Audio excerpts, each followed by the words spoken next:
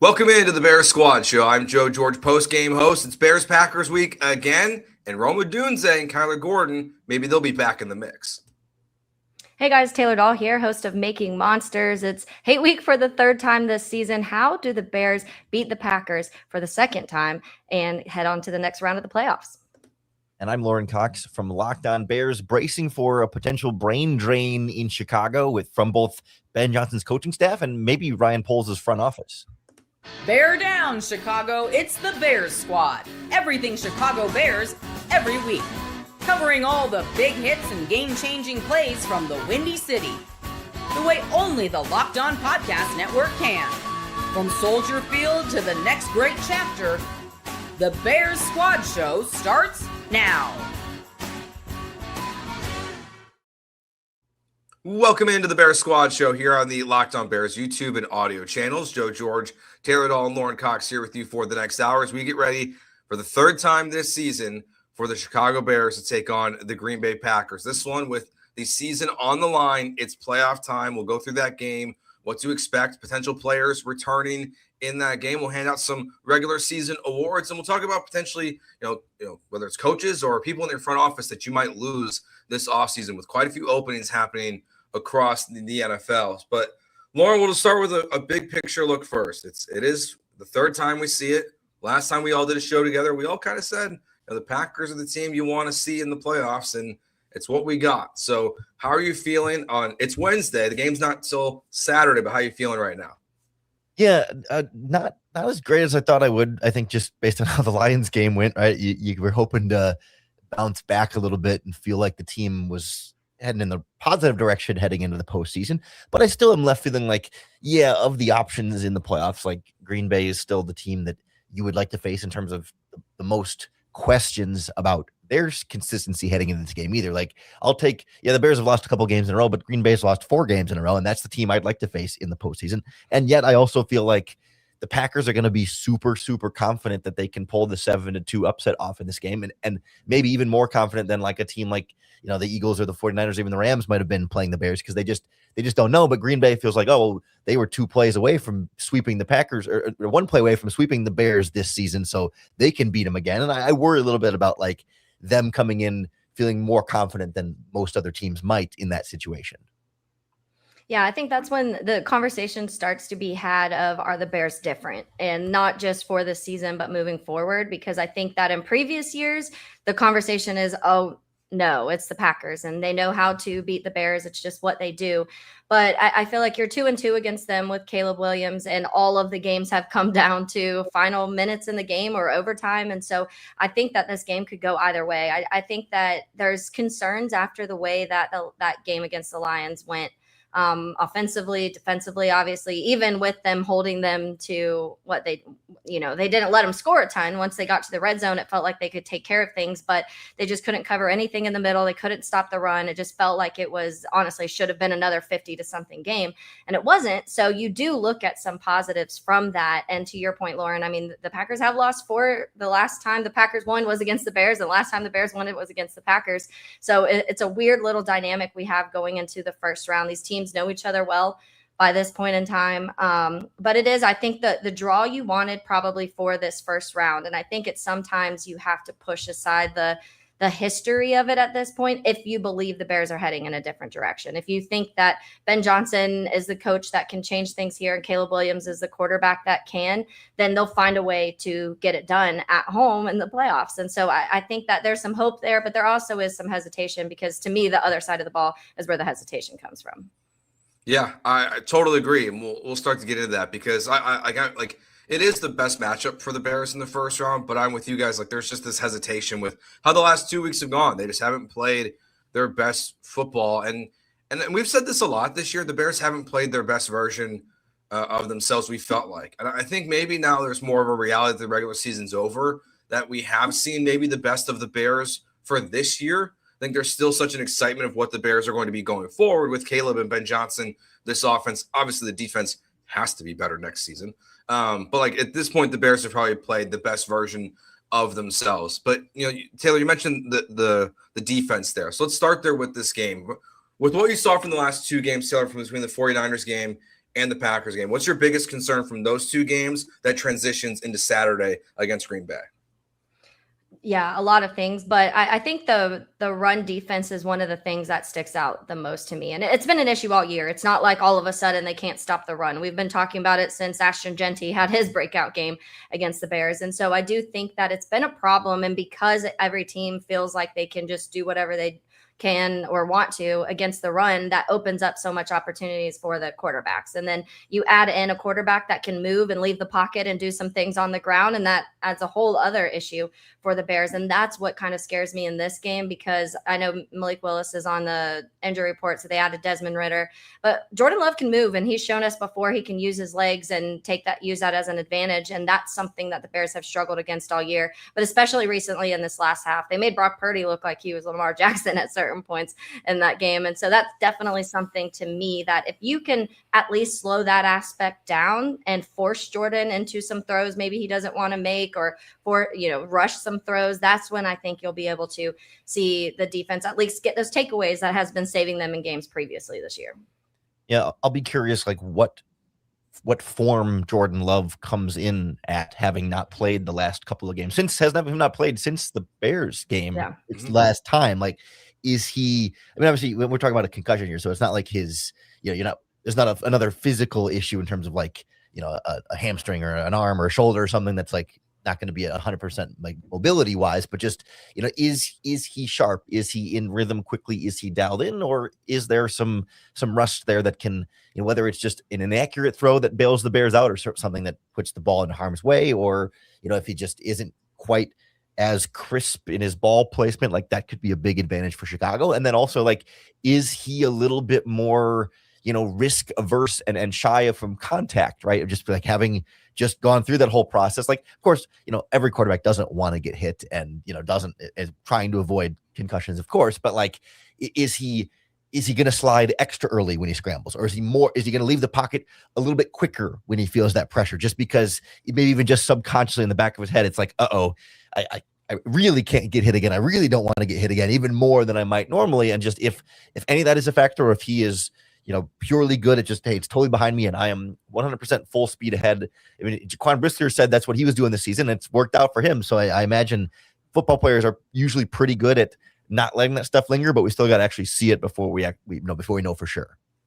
Yeah, what he looks like is going to be fascinating. And normally I don't really care about weather. I feel like unless it's like wind is really one. But when you have a quarterback who hasn't played in a couple weeks, and then it's looking like it's going to be cold, probably very rainy, at least like the last weather report I checked, I think that does kind of factor in just like, what does Jordan Love look like in this game? And that to me ultimately it's the one thing the Bears can't really control, but ultimately it might just be what decides this game. Because if he's rusty, it's like that's just such an advantage for the Bears, because that could lead to another turnover or two. And we know they led the NFL in turnover margin this season. Just how they just handle him will be fascinating. And Josh Jacobs, and what you were saying about the running game, like he's been really banged up this season too. So like what I just don't know what version of the Packers we're going to see in this game. I guess you can say the same about the Bears, right? With Rome Odunze and Kyler Gordon potentially both playing in this one. But it just feels like there's such a range of what the Packers offense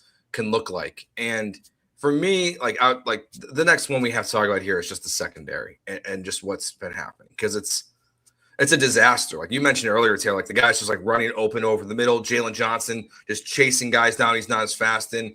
So how do you want to see the Bears adjust in this area for this game? Because I don't even know what the answer would be, but like if you can find one thing you're looking for, what would it be?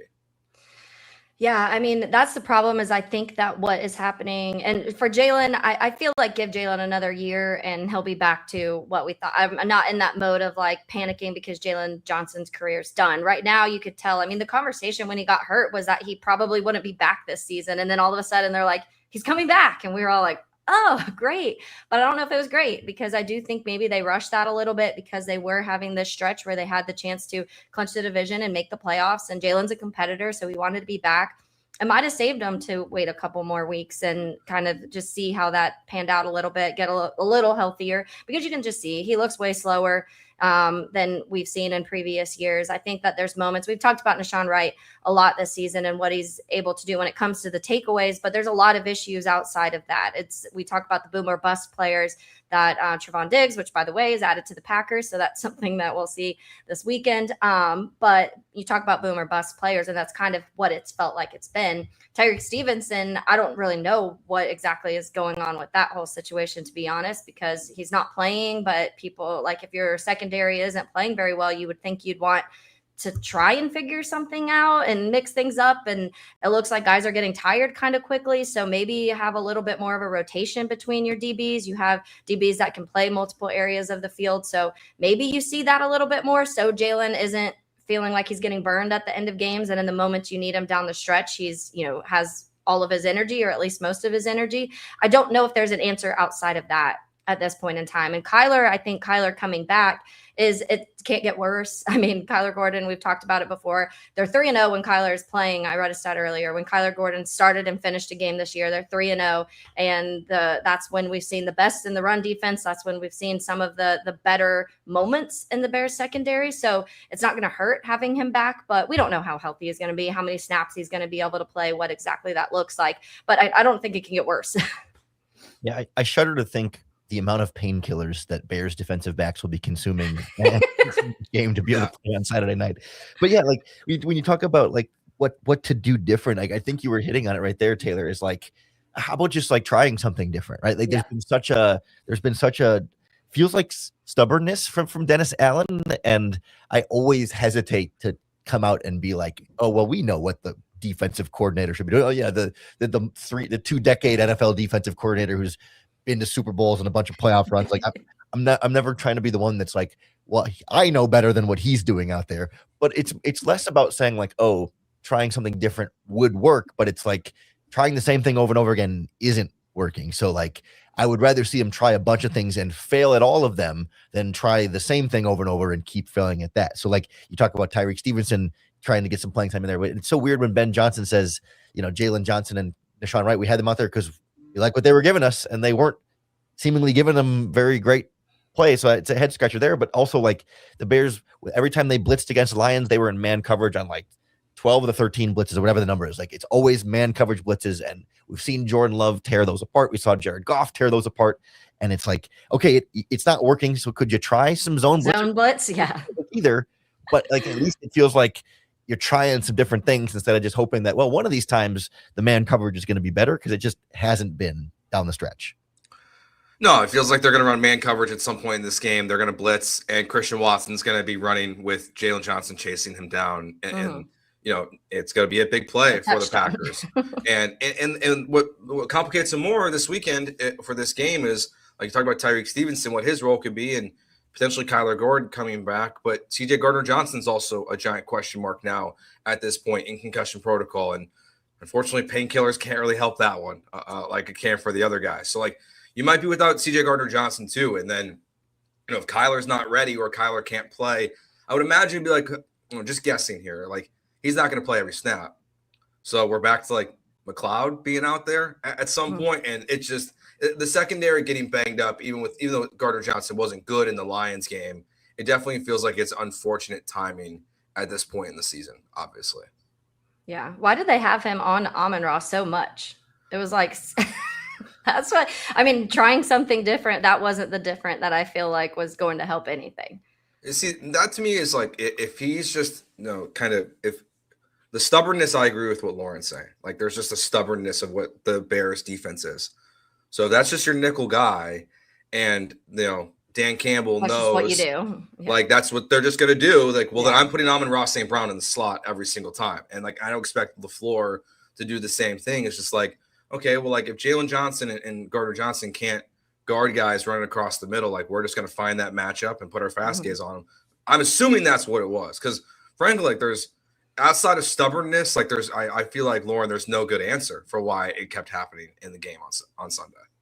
Yeah, I mean, I try and leave open the possibility that like just because we don't know what the answer is and can't seem to get one doesn't mean there isn't a better answer. I mean, maybe he feels like, wow, like these corners just aren't reading and reacting in zone coverage better, or maybe he feels like, well, the the Lions are attacking the middle of the field over and over again. And so if we just sit in cover 3, then they're just going to put it right behind our linebackers and right in front of our safeties. And at least if we run man coverage, right, we can have a safety in the middle of the field and maybe a linebacker in the middle of the field in cover 1. And so like we can help in that vulnerable area and know that we're going to have less help on the outside, but they're going to attack the middle of the field anyway. So we can put more of the help in the middle of the field. And obviously that wasn't working, but like I can try and find some logic as to why it was supposed to work. And maybe it feels like if they had just, if they just followed their technique a little bit better, it would be there. And Jalen Johnson was so good at jumping that first slant route of the game. Like there's possibilities there, but even that play I think was zone coverage that he just read and attacked really well. So I don't have a good answer that's satisfying.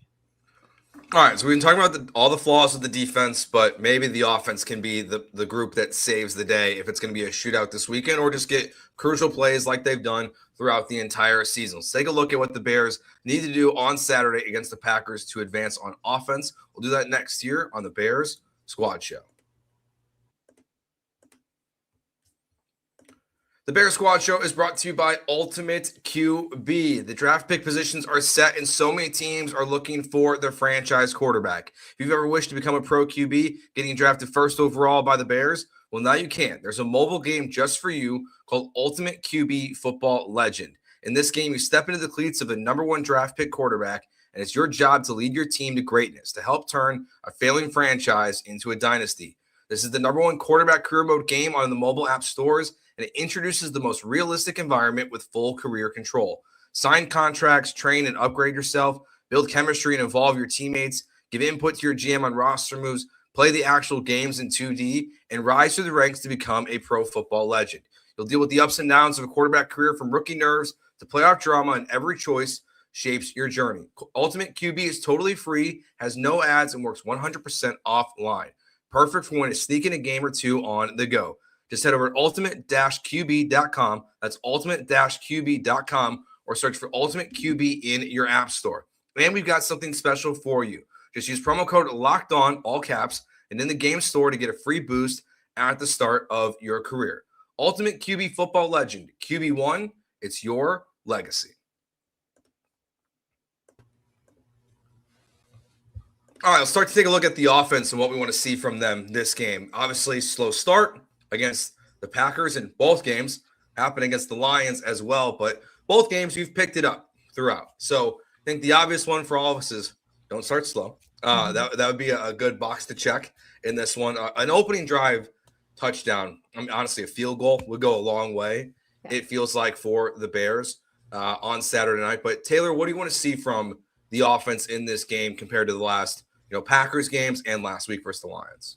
Yeah, I mean, I think that start is the big thing. We early on in the season, it was weird because we were like, wow, they're going down and they're scoring touchdowns right away in their first drives. And we were talking about those scripted moments. And a lot of people honestly were criticizing like, oh, okay, well, Caleb can be good in the scripted moments, but then there's this lull of nothing for periods of time for 2-3 quarters after that. And so that's gone away. So I'm interested to see how Ben Johnson addresses that when it comes to the scripted things and just getting points on the board in the beginning. I know we've seen them have to, some of it is because guys are dropping the ball. You see that stat floating around on Twitter. It's 404 yards, I believe it is, of dropped yardage this season. And there's no denying that in the Lions game specifically, there were a few that Caleb made the comment, catch the ball. Those probably changed some of the things that were going on when drives, because the one thing is like you talk about a drop, and a drop hurts because you're not getting that yardage and you're not getting that first down or whatever the case may be, but you're also killing the momentum when you are moving down the field. And that's something that I think we've seen too much between penalties and drops is the momentum killers. So I think the Bears need to find a way to try and play the cleanest.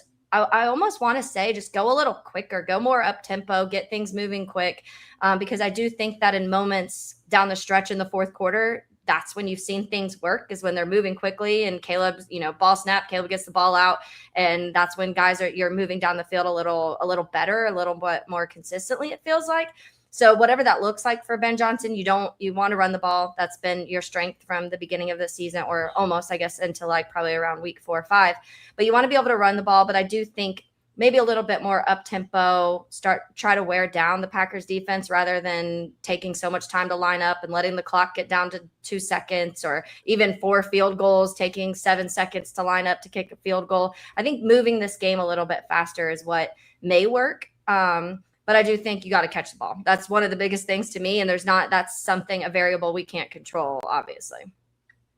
Yeah, that's the tricky part here is, right, when you look at like what went wrong against Detroit and what's gotten a lot of these slow starts, like it's rarely just one thing. It's not just like, oh, well, yes, drop passes for sure, a real factor in though. But like, even if you catch those balls, like there's still a couple of false start penalties here and there. There's pass protection and breakdowns where somebody will end up coming through unblocked and then Caleb's flushed out and has to just throw it away, or there'll be a missed block in the running game, so you'll get stuffed on first down and get into second and long, right? And it's like always feels like each drive it's kind of a little different thing, and it's a good news that it's not like there's just like some big weakness that's just your Achilles heel that's holding you back that you just can't overcome.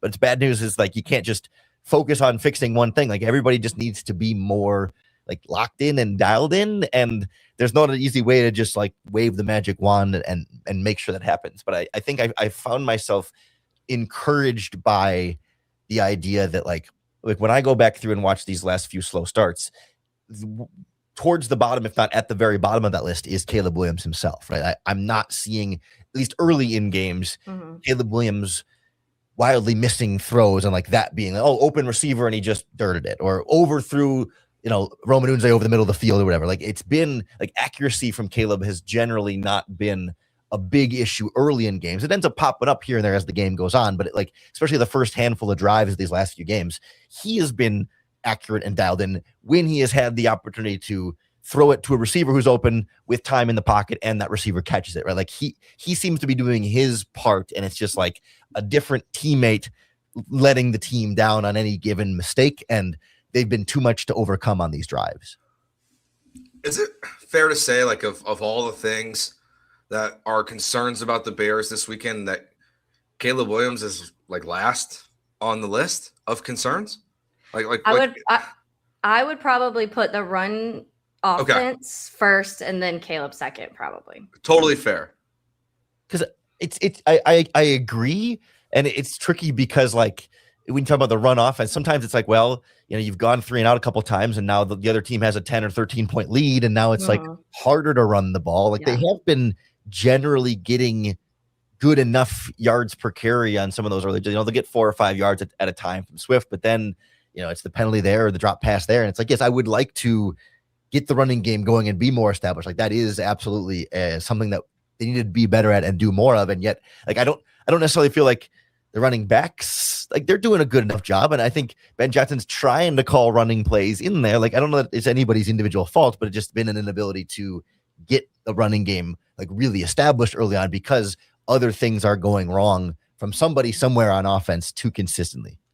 And that's why I've always been kind of in the realm of like the win-loss records are not a quarterback stat, because I feel like there's too many things that have to happen before the ball's even snapped for that play for the quarterback to do his job. And then there's too many things after the ball leaves the quarterback's hands that have to go right for the quarterback to be successful too. And so, yeah, I think that it's always been the conversation of, okay, well, you have the best quarterbacks in the NFL and they can carry their teams and they can do a lot of things. But if Caleb Williams, before he even gets the ball, you're getting false starts and you're going backwards, or the moment that when the ball does leave the hand and it's a great pass, it hits hands and it's dropped, there's too many variables that affect what a quarterback can do. And there's only so much. There's moments, and to your point, Lauren, I think early on in games, he's been really good at controlling his self and being able to make the accurate throws, making good decisions, getting rid of the ball when he needs to. We've already talked a ton about that pressure to sack and him avoiding those things. You see a little bit, usually I feel like at the maybe like end of second, third,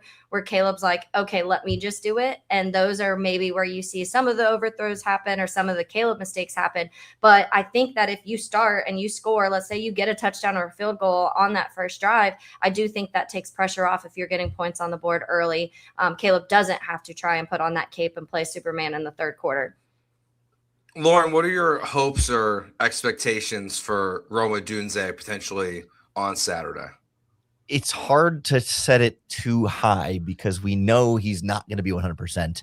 I know they say he's going to play, but like even that feels like I struggle to make that a foregone conclusion at this point, just given that he hasn't played for 5 weeks. And I mean, it's probably the case where he could have played any of those last few games, but it just wasn't worth it, and not worth the risk at this point. But now it's worth the risk to have him out there. But like, yeah, I think it's just nice because it adds to this.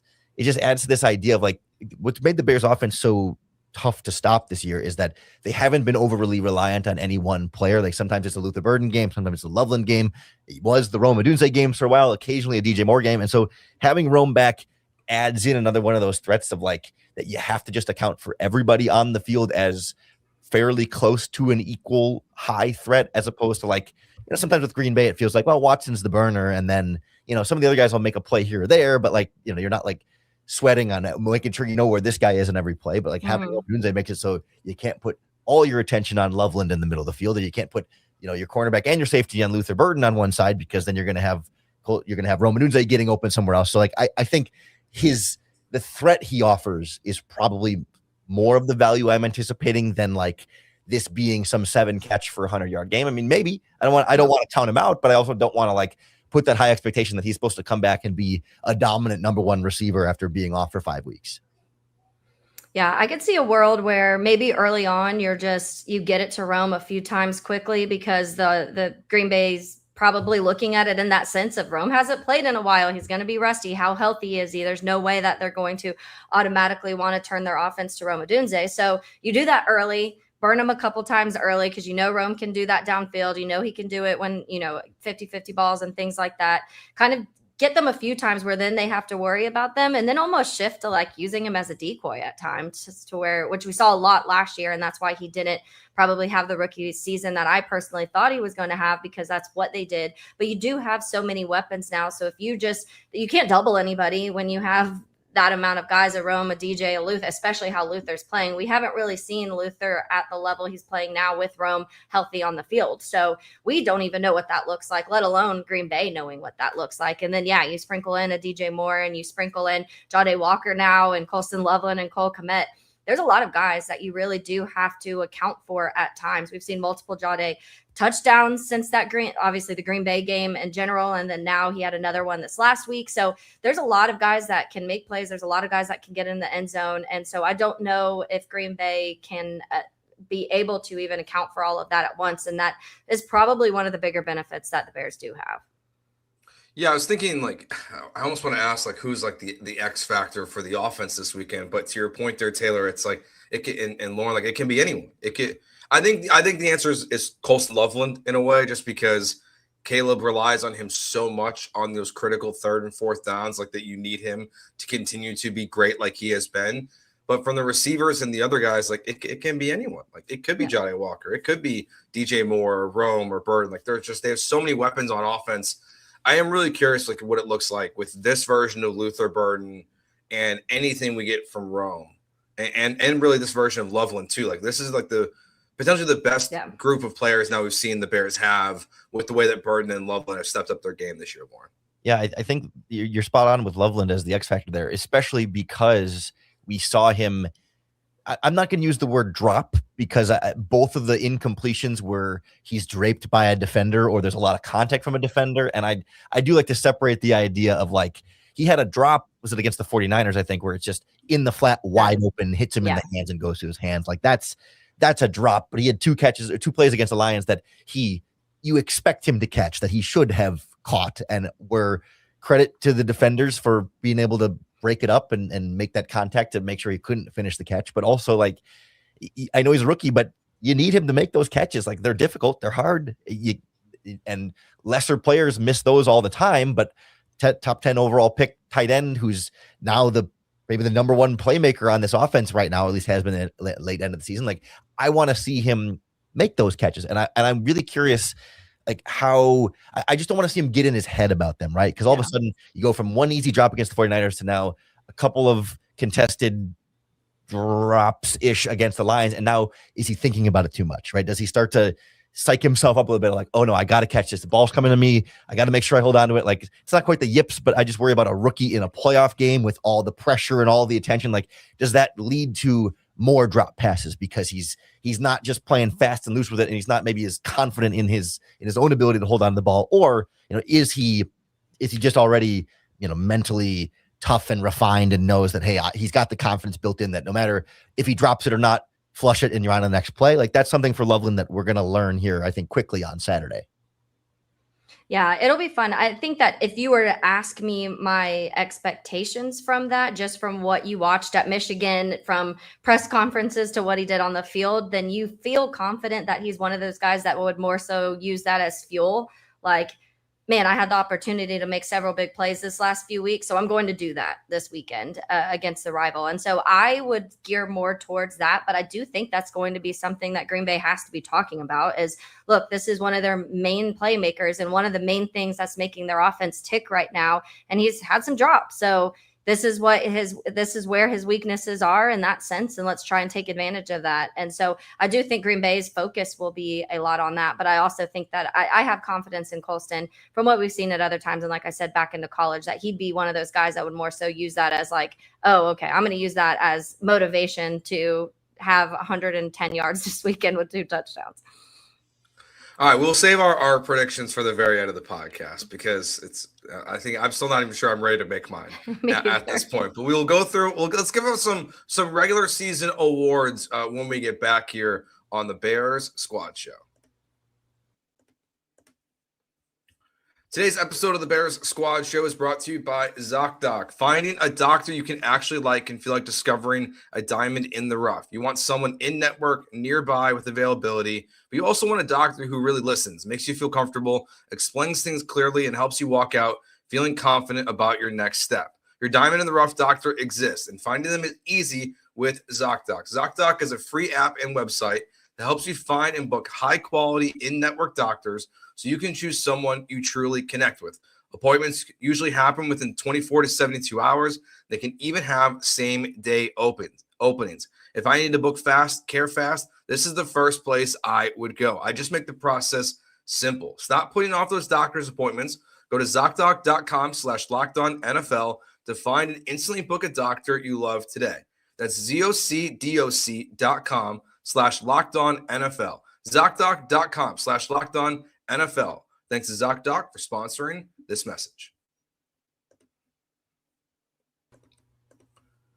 All right, guys, got a handful of regular season awards we're going to hand out today. And we could have waited, but, hopefully we got a lot more playoff games to be discussing after today. So we want to, kind of goodwill it, I would say, Lauren.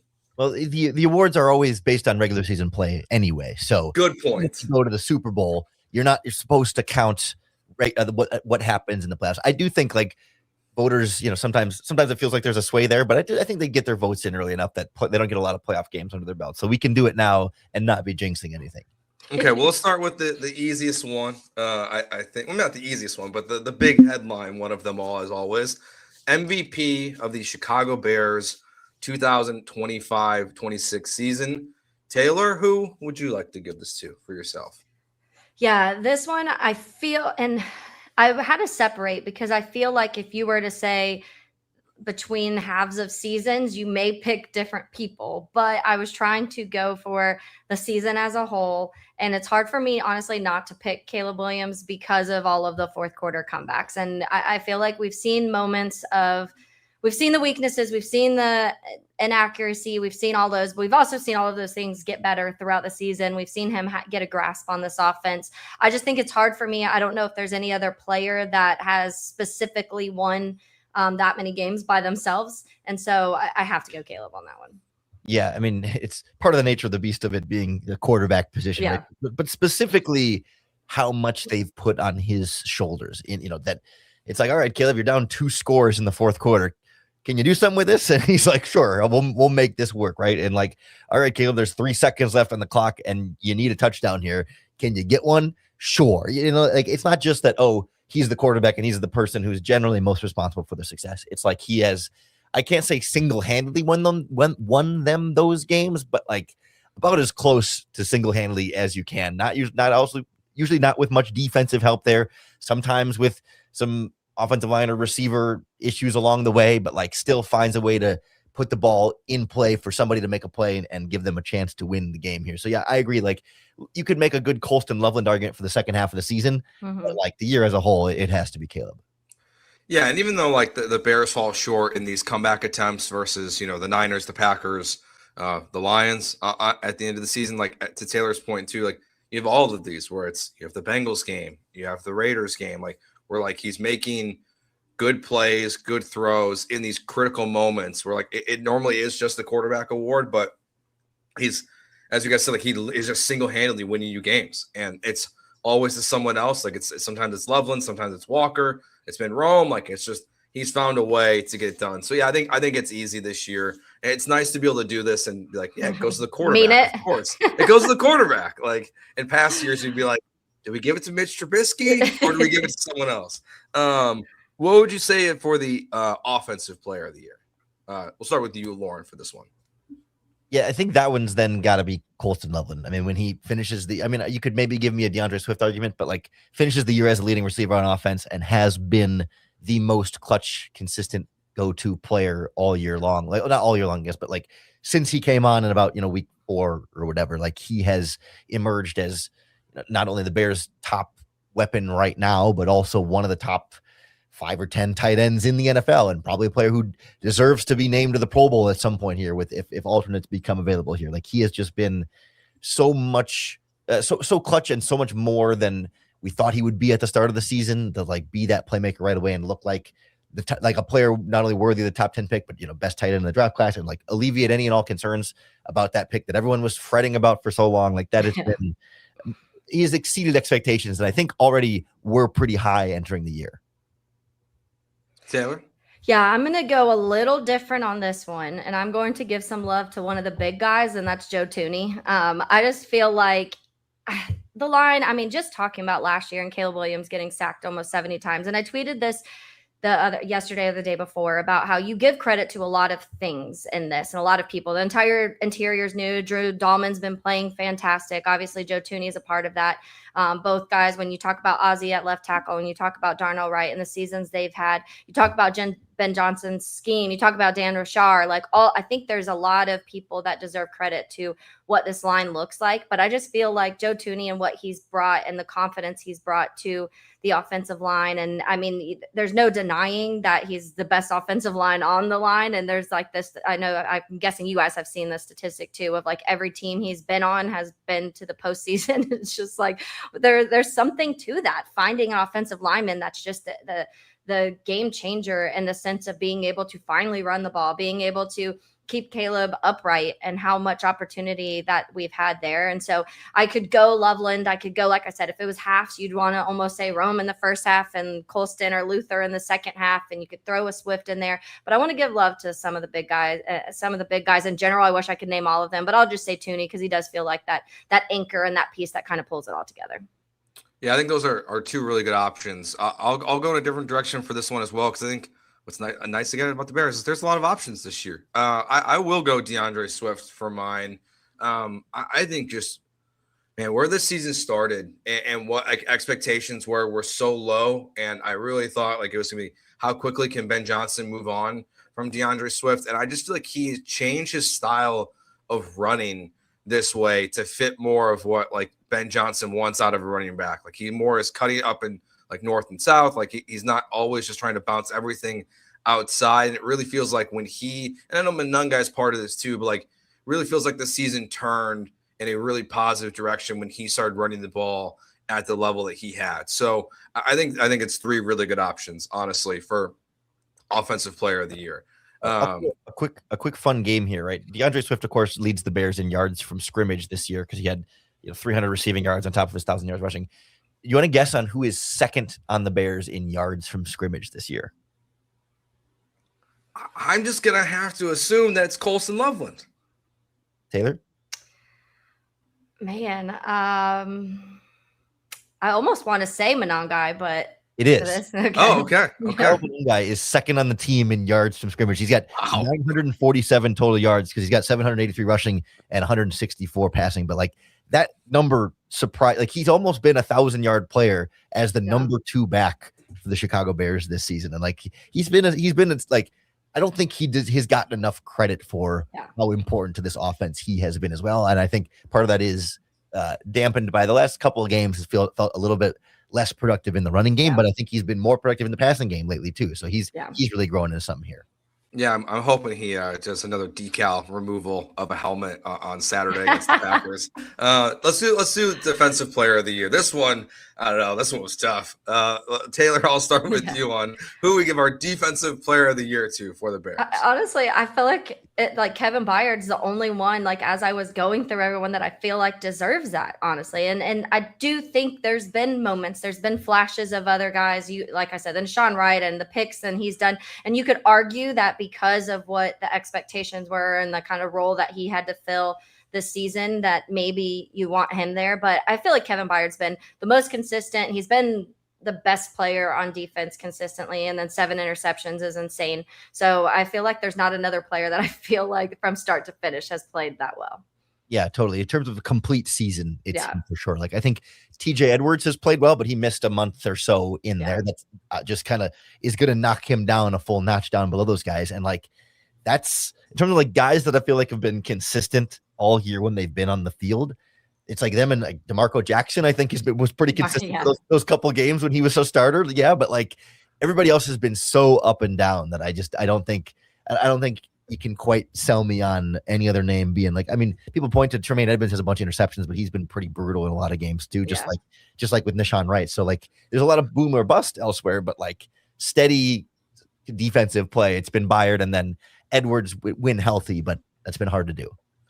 Yeah, the other name Byard's the answer. I wrote down my 3, and I was like, okay, Byard, Nishan Wright. I was like, Montez Sweat has a good amount of sacks this year, but like it's still not been like a super impactful season from him. Like he has these little flashes, 1 sack a game, it feels like, which is great, but like you're still missing him the rest of the football game. You're like, is Montez Sweat on the field? So yeah, I think Byard's the easy one for this one. The one point I'll throw in about Montez Sweat briefly, he has played a career high number of snaps this season. They have had to ask him a lot, and I'm not here to say that he's been good enough, because no, I don't think so. But if I'm looking for an explanation as to why, he's playing a lot of snaps, and I think the lack of pass rushing depth has brought him down in a way that sometimes it's easy to kind of overlook, because he's on the field, so shouldn't he be better? And yes, he should, but also I think we've seen him more efficient when he has to play a little bit less, and he has been out there constantly. Yeah. How many sacks did he have in the regular season? He finished with 10. 10. Okay. His first sack season away from Washington. Okay. And then what do you think about Booker? Like, what's been your evaluation of Booker? I don't think Booker has been a starting caliber edge rusher, but he looks to me like a guy who can be a solid number 3. Like he's got 4.5 sacks. You see him flash, and he's gotten smarter about like jumping up and batting passes. But like you still see him overrun the quarterback a lot and take some weird, funky angles. Like I just think more development is needed before I'm ready to go like, all right, you're the number 2 for opposite Montez Sweat. Like I think on a good defensive line, he's a number 3 at best right now. Yeah, I think everyone's dream this offseason, obviously, right now, is we're hoping that the Raiders continue to be super dysfunctional, and Max Crosby is a Chicago Bear, and Booker's your other guy that's rotating in with Crosby and Sweat. Like I like he'd be perfect in that role. All right, look, I think for this next one, there's a lot of options. I know Colson Loveland leads the team in receiving yards, but Rookie of the Year, you've got a bunch of guys who have made huge impacts on this team. We shared this stat on Sunday during the post-game show. The Bears have 15 touchdowns this year from rookies, most all time in a single season. So Taylor, who would your Rookie of the Year be this year for the Bears?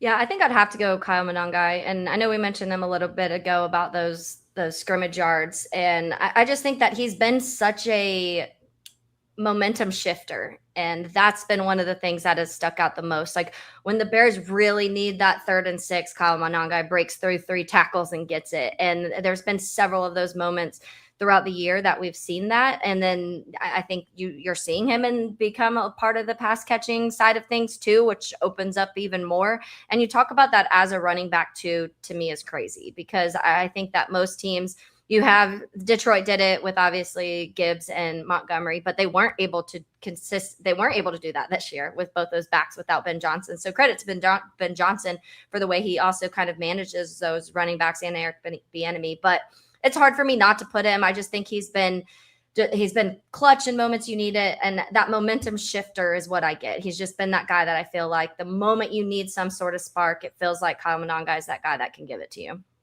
Yeah, it always comes down to like, what does rookie of the year actually mean, right? Yeah. Is it like most valuable rookie, or is it like rookie who exceeded expectations the most, or like, because I think, I think Kyle Monangai obviously has been above and beyond what anyone expected he could be this season, at least when he was drafted as a 7th round pick this year. And like, that to me is like what I like to root for as a rookie of the year type candidate. I think, like, if you look at like Colston Loveland as a top 10 pick at tight end, finishing with 700 yards, like that's closer to meeting expectations. I think he's exceeded expectations, but that's closer to where expectations were for him. And same thing for Luther Burden in terms of 650 yards, 47 catches. Like, yeah, that's about where you would hope he finishes this season. So Monangai has clearly blown all of that out of the water. I think Colston Loveland has probably had the largest individual impact, and then I think Burden has been the most dynamic, exciting player of the group. Like the player who I think like the most individual talent and skill on display, like his ability to single-handedly take a short catch and turn it into a first down and somehow create yards that just aren't there is something that even Colston Loveland doesn't quite do. Like Loveland gets the most targets and the most opportunities and takes full advantage of them, but I think Burden squeezes the most out of every touch that he has the ball, that like it has his own argument for rookie of the year here. So I could be sold on any of those three guys in however you want to slice like rookie of the year. And even Nazi Trapillo has been impressive. He just hasn't played all that much. Yeah, I was gonna he can't be the guy because he only started 6 games, because 13 pressures since he became the starting the starting left tackle for the Bears. So like he hasn't played enough sample size, but like I did while I was like, I feel like you might have your left tackle your future. So it feels like that's very positive. I'm gonna go Loveland just because of the impact he's made, just how fantastic he's been. It's amazing the turnaround from the season of, I can't believe for weeks we had to hear about how the Bears got it wrong. Again. And then by the end of the season, no one's really asking that question, which means they all know the Bears didn't get it wrong. Not that Tyler Warren's not incredible. Yeah. I think just they're both going to have phenomenal careers at this point. Last one here, we'll do Coach of the Year, not named Ben Johnson. So really just like how you feel like which coach made the biggest impact on the roster this season. Lauren, I'll let you start this one. I don't know how you pick between Al Harris and Dan Rochar. Like it's so hard for me to like say one over the other. I mean, for Harris to be able to get this secondary to generate this number of turnovers and to get this kind of play out of Nashawn Wright, even though it's been up and down, but like we were expecting the downs, we weren't expecting the ups there. And to plug and play CJ Gardner-Johnson as a street free agent halfway through the season and get some quality play from him and not have Jalen Johnson and Kyler Gordon for most of the year. But also this offensive line has been completely rebuilt. And like you've got Jonah Jackson playing some of the best football we've seen him play in a long time, obviously a rotating cast of left tackles, and then Darnell Wright's taking another step forward. Like both of those guys have been incredibly valuable and indispensable to the success of the Chicago Bears. And I would be forced to give out Coach of the Year awards because it feels too disrespectful to one to not include the other. Deserved. Agree. Yeah, I almost want to throw Eric Bieniemy in there also. And to your point, Joe, earlier about the expectations or lack of expectations of what DeAndre Swift was going to do this year, Bears fans were almost just like, all right, we're not going to be able to run the ball again, but it's fine. The line will be better and Caleb's going to be able to carry the team. So just get us through this year. Next year, we'll be able to address the running back situation. And it wasn't that at all. I mean, DeAndre Swift has played what looks like, I mean, I know he had the other 1,000-yard season, but one of his better, if not his best season in the NFL. You have a 7th-round rookie come in and do what he did with almost 1,000 yards from scrimmage. And so I think there's so many good things, and it's a testament to other things because it is a testament to the line and what Dan Rochar has been able to build there too. So I almost want to throw him in that mix of being able to revitalize a run game that's also carried this offense through several games this year when they've needed it. I have to go Al Harris just because everything else has been such a disaster on that side of the ball. Like it's just, and that feels to him too. Some of these guys need to play better in coverage and do the normal things, but the takeaways have saved the Bears multiple times this season. And I think that some of what he's had to deal with Kyler Gordon missing pretty much the entire season, Jalen Johnson missing a large portion, and then coming back and clearly not being healthy. You lose Terrell Smith before the season even started. There was a lot of things that Al Harris was getting thrown at him, and you still lead the league in takeaways.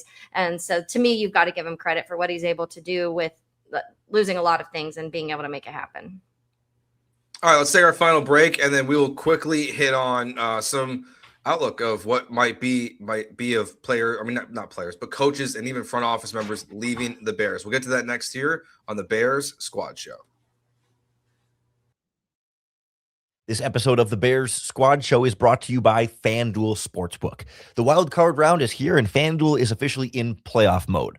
Every game day during the NFL playoffs, Saturday, Sunday, and Monday, FanDuel is giving customers even more ways to get in on the action, because right now FanDuel is giving users a profit boost pack that'll be waiting for them inside the app on every NFL playoff game day. So each day you'll see a pack loaded with multiple profit boosts that you can apply to the bets you like most. And specifically, the boosts give you more juice on the bets you already like, instead of forcing you to bet something new. So you can lean into your game day instincts, pick your bet, and then apply your profit boosts to go after even bigger payouts while the playoffs get rolling. So the line for Bears Packers has been moving a ton. I think it's Bears are 1.5 point underdogs right now on FanDuel, but it's going by a lot. And maybe by Saturday, it's going to change even more. But you can get a profit boost on wherever it lands by making sure you go in the FanDuel app on game day to take advantage of your profit boost pack. So visit FanDuel, an official sportsbook partner of the NFL, and grab your profit boost pack every NFL playoff game day. All right, so Black Monday has come and gone, and a lot of coaches got fired and GMs. And the surprise of all surprises had to be, I guess, on Tuesday when John Harbaugh parted way with the Baltimore Ravens. And I guess we're not totally done yet, because it feels like coaches could get fired to hire Harbaugh in Miami or other places. I'm just, Lauren, like, now that we see these openings at GMs, coaches, obviously the coordinator stuff is a little different, but we're just talking about these coach of the year guys. And, it's like Eric Bieniemy makes a lot of sense for an OC job, potentially in Washington or in Kansas City, if Matt Nagy gets a job somewhere. So just as you see this landscape, like, do you see any like good fits for current Bears employees that could go elsewhere? I was going to say the best fit, I think, for the Bears would be Matt LaFleur coaching somewhere else if they, and walk in Green Bay. That would be phenomenal for the Chicago Bears. But no, I think it feels to me almost like a foregone conclusion that Eric Bieniemy will be somewhere else next year, whether it's following Matt Nagy to his new team or replacing Matt Nagy or any of these teams that have openings. Like, I imagine he'll be a fairly hot candidate somewhere, and it feels like Al Harris is in a very similar category. Like, he's already been in the defensive coordinator, rumor cycle in years past with Dallas, and given the year Deshaun Wright has had, like, every time he gets mentioned on national TV broadcasts that the Bears are on, and it feels like almost every game now, but especially those national TV games, it's like, yep, somebody's probably going to hire him to be a defensive coordinator. I mean, maybe the only saving grace there is that in this head coaching cycle, more of the top candidates are defensive coordinator guys like Jesse Minter from the Chargers and some others. So, like, maybe if enough like defensive coordinators become head coach, then Al Harris might not want to leave for a job that he doesn't get to be the play caller for. So I think there's a chance you can hold on to him, and maybe there's a chance he just doesn't interview particularly well. But like, those two seem like the obvious ones to me. I mean, maybe Press Taylor gets an OC job, but I'm kind of hopeful that, short of the Lions rating Ben Johnson's staff to replace their offensive coordinator, I'm hopeful that the Bears can hold on here. Yeah. Do you see a Bieniemy to the Lions storyline? I was texting with a Lions friend of mine last night, and that's who he wants, and that's who Lions fans want. Like, yes, give me the more proven sure thing, as opposed to, like, I said, are you guys going to take Randall L? And he goes, no, give me Bieniemy. Like, we want the guy who's done it before, as opposed to like the guy in Randall L, but has never been NFL offensive coordinator, NFL before. Like, I think Detroit feels like we've got a window right now still that's open, and we got to get a guy who can plug and play. We know what we're getting with him, as opposed to like John Morton. You thought you knew what you were getting with him, but maybe it doesn't turn out so well. And Bieniemy could be a nice little slight change of pace instead of trying to be like John Morton came in, like, it seemed like kind of trying to be Ben Johnson again and fill his shoes, just kind of keep things going. And maybe Bieniemy would do it his own direction and have a little bit more of an identity that way. Yeah, I think Al Harris to just going back to Dallas with Eberflus getting fired, like, feels like would be interesting. But they also might just want a veteran play caller too, kind of like Detroit, where they've got a lot of flaws on that defense. Like, I don't know if having a first-time DC, and I always wonder too, like, if you're someone like Al Harris, you're like, man, like, Matt Eberflus got fired after a year, And like that roster kind of stinks. Like, is that the job that I really want? Yeah. When like I might just get fired in 365 days. My Al Harris fear that maybe is a little bit more of a long shot is that Jeff Hafley gets hired away from Green Bay and Al Harris goes back to his former team that he played for. Like, I think he would leave for that job, even though it's within the division and stuff. But like, as a former Packers cornerback, I think he would love to be the defensive coordinator of the Green Bay Packers. And that would be maybe the hardest pill to swallow there. Yeah, I don't want that. I don't want that. It will be interesting just because I do think that there's a lot of names connected to a lot of places right now. Some that I'm like, okay, have fun with that one. The Matt Nagy one obviously is one. I saw Phillip Rivers. It's a little interesting. I saw today Tommy Reese is just going to get interviewed. And so this is that point where we're going to see a lot of names getting tossed around. But yeah, I think right now you heard, I think there was like 6 openings right now, but they said that Harbaugh's agent got 7 calls. So somebody with the coach, my guess is Miami, called and was like, hey, we'll fire him if you come here. And that's when things you don't really know until the head coaches go places. Then you can start seeing, okay, like this head coach worked with this person or he was there with him in college and he'll bring him back. That's when you'll start seeing that shuffling of where maybe Al or Eric may go. And then I think Ian Cunningham, it feels like it's time. He interviews for jobs every year. And I guess it's too much connect the dots, but like it does feel like Ian Cunningham, his relationship with Ryan Poles blocking for Matt Ryan in college, who is now going to be the president of football operations. He's going to interview in Atlanta. Like that feels like a good fit. Like Ian Cunningham. And honestly, if I was Ian Cunningham, like if you believe in Michael Penix, that's a great job. Like they finished 8-9. They've got Bijan Robinson. You can get Kyle Pitts back. You have Drake London. Like you've got, you don't have a first round pick this year. But like it feels like it's a good spot for him. I think this is the offseason where Ian Cunningham finally leaves the Bears and goes and gets a good job. When we saw Ryan Poles' face in the draft room when the Falcons drafted Penix, and he was like, "Oh, yeah," I can't help but feel like Ian Cunningham, like given how close Pace and Cunningham were, like if they might feel the same way about Michael Penix, and that might not be the barrier to Cunningham taking the job. Maybe he takes the job and says, "Well, we'll get a new quarterback anyway." But like, I do wonder if there's how much of a factor that might be for him. Like, obviously, he'll take a GM job if they offer it to him that he wants to go to. But like, I'm not convinced that he's going to go there and love Michael Penix. But the weapons they have there, and they've got some building blocks on defense, but they don't have a first round pick because they traded away for James Pierce. So like, it's a tricky situation for him. He can take Tyson with him. Yeah. Yeah. I just know last year when he interviewed with the Jags, the word coming out of that was he was a terrible interview. That was what they kind of said. And I was like, I don't know if he was just let me do my due diligence and go talk to people. So he really wasn't like invested in actually leaving Chicago last year. And the Jaguars were such a mess too. It was just like they didn't fire Baalke, and then they fired Baalke, and then it was like Liam Cohen wouldn't come, and then he would come. So maybe you wanted to avoid that situation a little bit, and somewhere that feels a little more stable may make sense. But I do feel like he deserves it. I mean, we've talked about this for years now.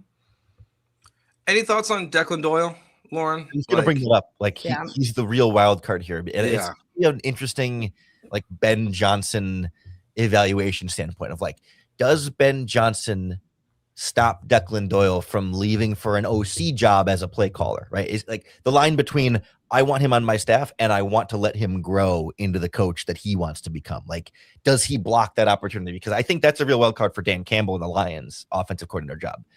Declan Doyle and Dan Campbell, I believe, coached together on the Saints for a couple of seasons before Declan Doyle went to the Broncos. And obviously like lots of connections there between their mutual friends anyway. And so like, would Ben Johnson block the Detroit Lions from interviewing Declan Doyle for an OC job that he'd be allowed to block him for, but it would be a play calling OC job, which would be good for Declan Doyle's career. And this sort of like Ben wants to be his friend and help him develop his career. And he said that from the beginning, like, I want to watch this guy grow, but then your own interests. Do you block him? I mean, you can't block him for head coaching interviews by all means. If someone wants that, go for it. But like OC interviews, that's going to be really fascinating. Yeah, he's 29 years old, so he's got a lot of time. Like he's got a lot of opportunity down the road. That's one that I think is the biggest question. And the internet thinks he's 29. If you look for his age, it's so weird. That's like 29, maybe. It's like everywhere. Yeah, I think it's this. Like I'm actually literally looking at his Wikipedia. It says 29 to 30. Yeah, they don't know how old he is. It's so weird. They have a birth year for him, but they just don't know whether it's like the beginning of the year or later in the year. So Okay. the thing that scares me is he and I were born in the same year. So that's I'm like, gosh, what am I doing with my life? I could be an NFL offensive coordinator right now if I were worth anything. Look, there's coaches who are younger than Phillip Rivers, and he was just playing in the NFL. So age is just a number, Lauren. That's all that matters these days. All right, that will do it for this episode of the Bears Squad Show. Myself, Lauren, and Adam will be back with you on Saturday night after Game 3 of Bears-Packers in the 2025-26 season. Quick predictions before we go. I'll take the Bears. Taylor? I hate that I'm more hesitant on this one because the last time we played them, I was so confident. But I'm still going to say the defense plays way better at home and we'll take advantage of that. And so I do think it's going to be another stressful one. So I'm going to say like a 27-24 Bears. Okay. The one thing I haven't been able to get over in this matchup is it's the Packers fan stat that's living rent free in my head. The Bears have yet to beat the Packers in the last few years when the Packers starting quarterback finishes the game healthy. Like every time they've beaten the Packers, it's been Love goes out. And so take him out. Does that mean?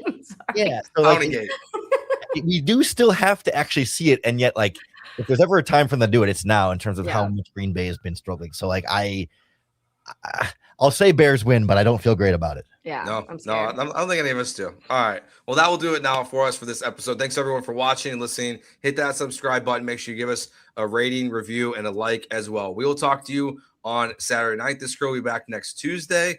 Enjoy the rest of your day. Peace.